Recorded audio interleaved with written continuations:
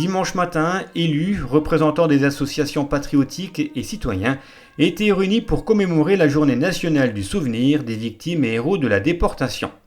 Michel Sanzani, membre de la Fédération nationale des déportés et internés, résistants et patriotes, et Lionel Fournier, maire de Rumba, ont tout d'abord déposé des gerbes de fleurs au pied du monument aux morts.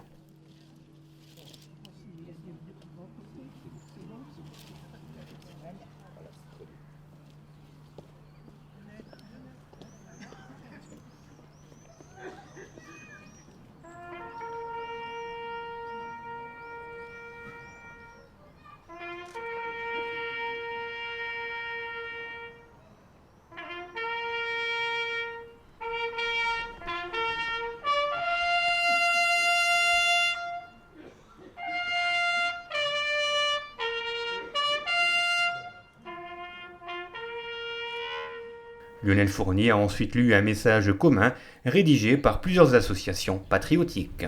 La journée nationale du souvenir des victimes et des héros de la déportation permet chaque année de remettre en mémoire ce que fut la déportation avec son cortège infernal de trains partis de la France entre 1940 et 1944. Ces trains ont conduit vers les camps de concentration ou d'extermination de l'Allemagne nazie des populations de tous âges et de toutes conditions, victimes de la répression et des persécutions pratiquées par l'occupant nazi avec le concours du régime de collaboration en France. La journée nationale a aussi pour but de rendre hommage aux victimes et de rappeler l'engagement de celles et ceux qui ont choisi de poursuivre dans la résistance la lutte contre l'ennemi et son idéologie. Nous pensons avec beaucoup d'émotion à ces disparus, femmes et hommes qui ne sont pas revenus de la tragédie, qui a frappé tant de combattants et auxquels nous devons une part de notre liberté. Leur combat pour le respect de la dignité humaine est particulièrement chargé de sens en cette année du 70e anniversaire de l'adoption de la Déclaration universelle des droits de l'homme. Le travail de mémoire n'est jamais achevé.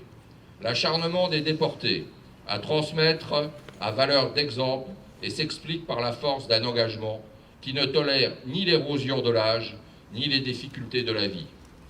Ce sacrifice, ils veulent le donner en partage aux générations suivantes, afin de les inciter à rejeter toute manifestation de haine, inspirée de considérations ethniques, religieuses, culturelles ou nationalistes.